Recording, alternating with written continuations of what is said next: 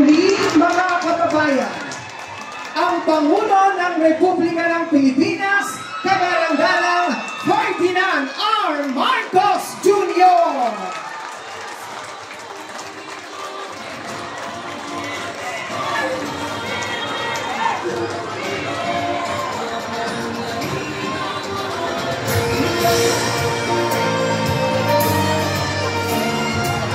Muli po sa ating mga minamahal na taga-Baseco, pa rin naman ang isang malakas na palakpakan dyan. Tayo po ngayon ay nagtitipon-tipon para sa pagbisita ng ating mahal na Pangulo. Ngunit bago po natin simulan ang pagbibigay ng mensahe, inaalihan po namin ang bawat isa na magsiupo.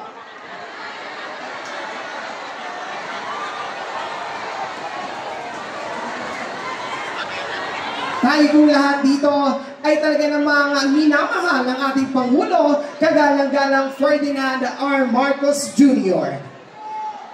Para po sa kaniyang panimulang bahagi ng ating programa, tinatawagan po natin ang ating minamahal na Alkalde, Francisco Isko Moreno Domagoso, at upang ipakilala ang ating minamahal na Pangulo. Palakpakan po natin, Alkalde Francisco Isko Moreno Domagoso. Good morning, ay maupo kayo. Love you, Yarme! Love you! Magandang umaga mga taga-Baseco. Alam nyo, sa totoo, mas excited ako para sa inyo dahil bibihira ang bibisita na Pangulo ng Bansa dito sa Baseco. Kaya bagay na ikinararangal ng ating lungsod ang pagdako ng Pangulo ng Bansa. Now, before I introduce our President, gusto ko kasing malaman ninyo yung mga bago at importante na malaman ninyo sa usaping pangkalusugan. Itong taong ipapakilala ko ay nagulat ako noong Hulyo nung kausap ko yung mga taga-PhilHealth. Nakita ko yung bagong programa ng PhilHealth. And just to put it publicly, yung particular na PhilHealth Circular 2004-01, every ninyo in-increase 2024, 2024,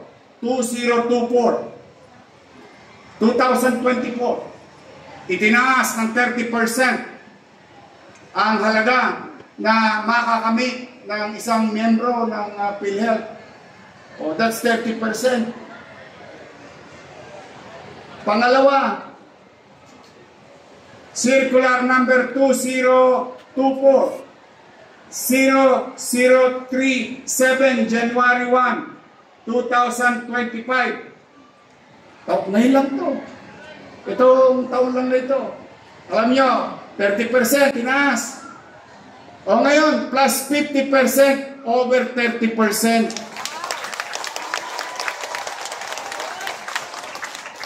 Mangyari ba katulad yung dialysis center natin?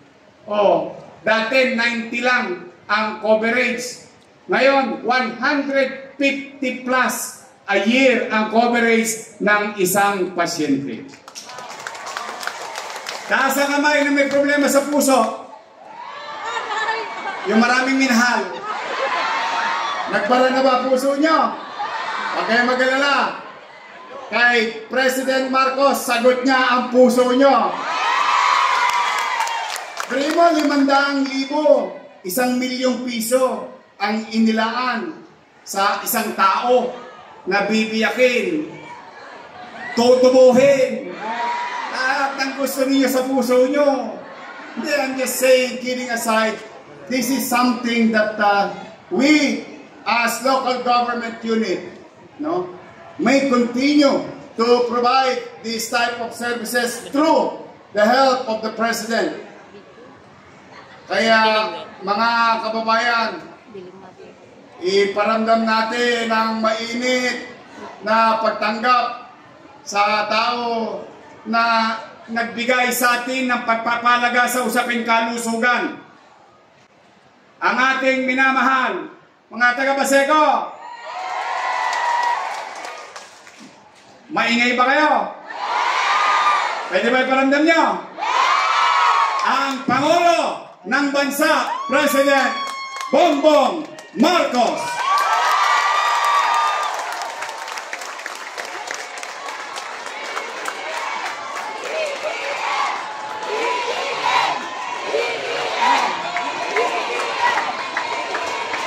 Maraming salamat sa ating butihing Jorme sa kanyang salita at sa kanyang pagpakilala at pagsilpili tayo. Magandang umaga po mga taga-Paseco. Bakit kayo nandito? Mukhang hindi naman kayo pasyente at ang lalakas ng boses ninyo.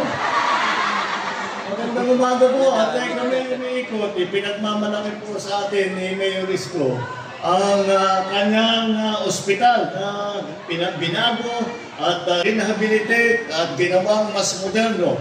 Nagyayabang nga po siya sa akin pagdaan namin dito sa ospital, sabi ko may karapatan naman magyabang dahil napakaganda ng ospital nito. Ngayon lang ako nakakita ng barangay hospital na luma ang ibang provincial hospital sa Pilipinas. Kaya't napakapalad po natin na meron tayong Mayor Isko na talagang inaalala ang alala. Eto po, kaya naman meron siya ipagmamalaki. Mula nung mabuksan ang Paseco Hospital, binuksan ito 5 September, noong nakarang September. At binilang namin ang mga naging pasyente hanggang November 24, noong last week, ay 7,000 na. Labi sa 7,300 at saka 8 na pasyente ang dumaan na rito. Kaya nakita natin na napakahalaga ng serbisyo, lalong-lalo na ang pinag-uusapan ay ang kalusugan ng ating mga kababayan.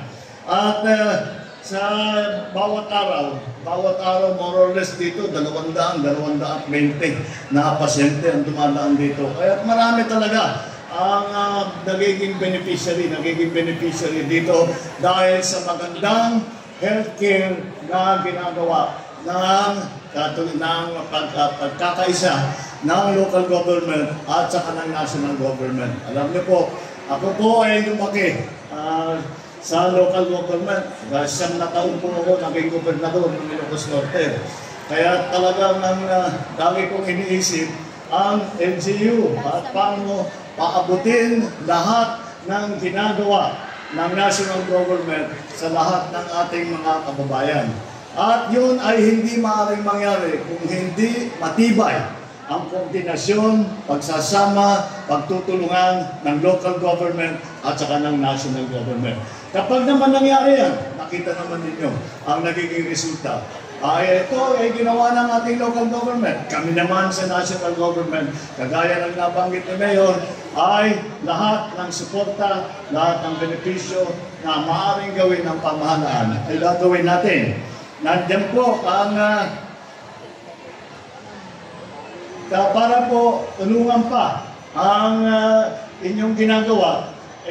Dahil ang katotohanan na-impress kami masyado. Kaya sabi ko, tulungan naman natin. Kaya mula sa tanggapan ng Pangulo, dadagdagan po natin yung suporta ng 15 milyong piso para sa Paseco. Makakatulong po ito sa mga pangangailangan nyo.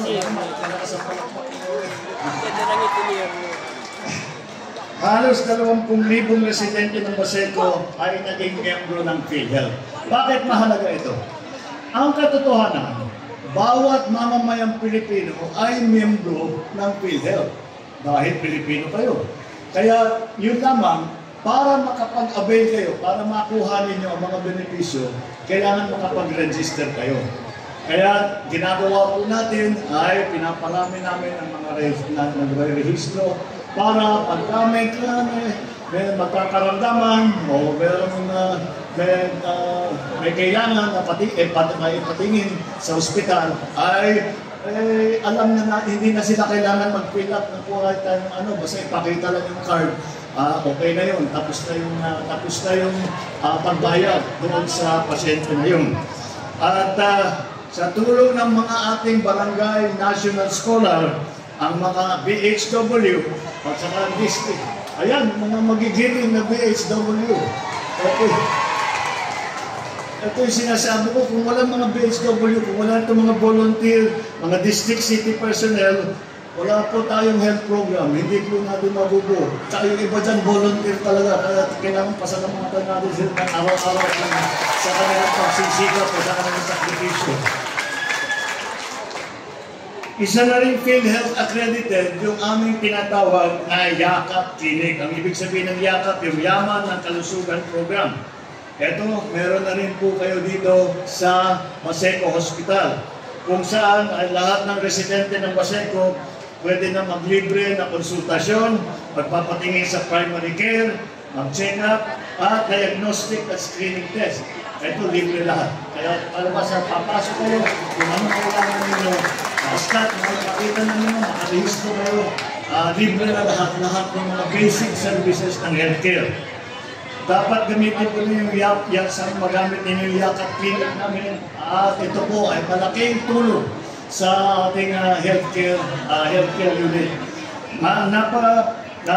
Mapapagaan din dito ang bigat ng obligasyon ng mga employer at maaaring umabot sa 15 bilyong piso ang mililikom mula sa anang premium payments. Kaya kaya natin kung maayos ang management at ipaikot natin yung pera, ay tuloy-tuloy, hindi mauubusan ito at hindi naman malulugi ang gobyerno.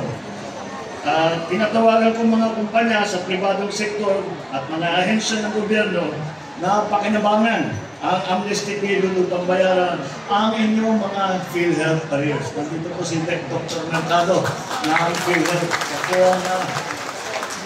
Siya po ang gumagawa lahat ng itong mga benepisyo na binibigay ng binata. Pagbabago siya ng bago po. Lahat po ng ating mga porsyento na binabayad, pati sa gamot, pati sa mga pagtingin. Alam niyo po,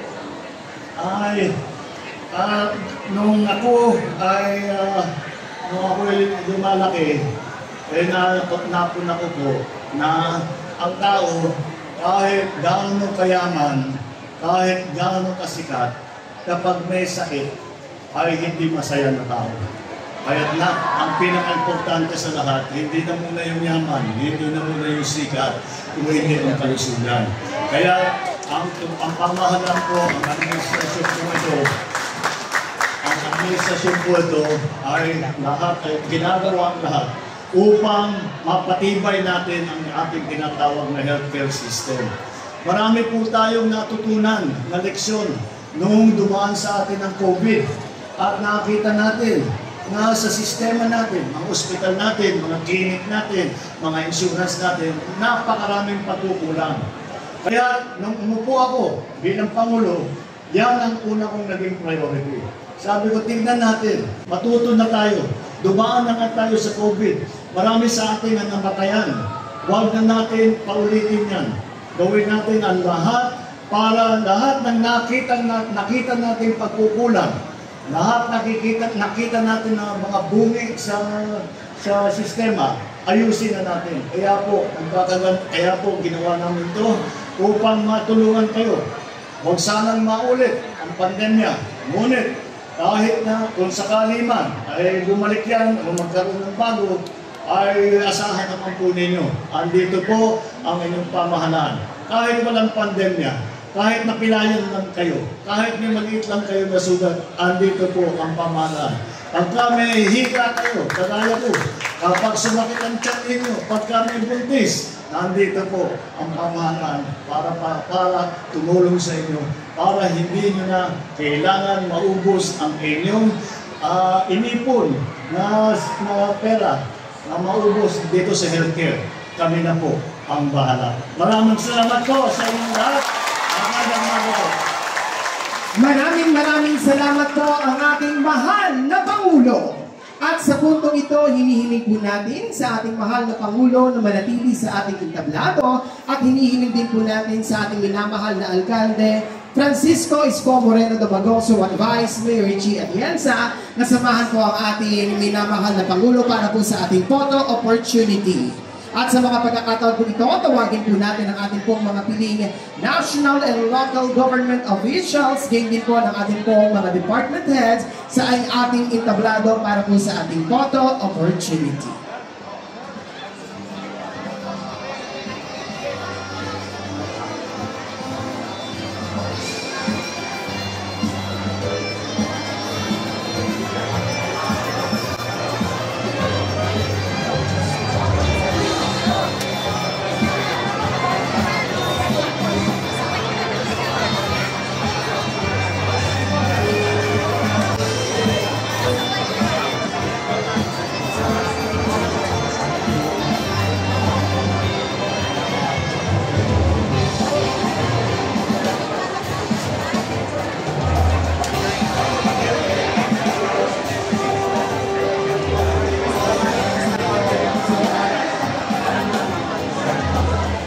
Tayo po yung maganda in 1, 2, 3.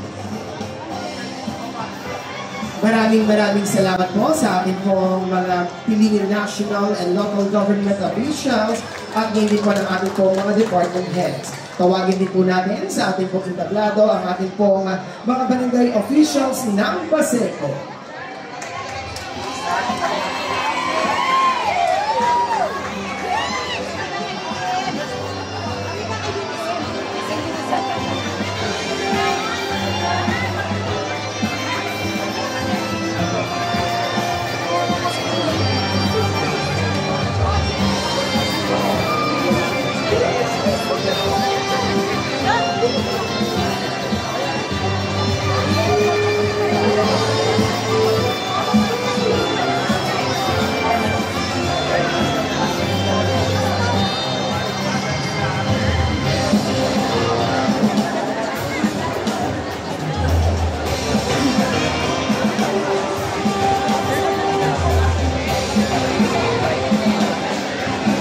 Tayo po yung maghanda in 1, 2, 3.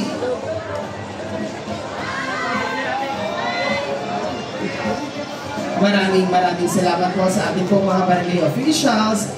Ngayon naman po, itawagin naman po natin ang ating pong yakap beneficiaries.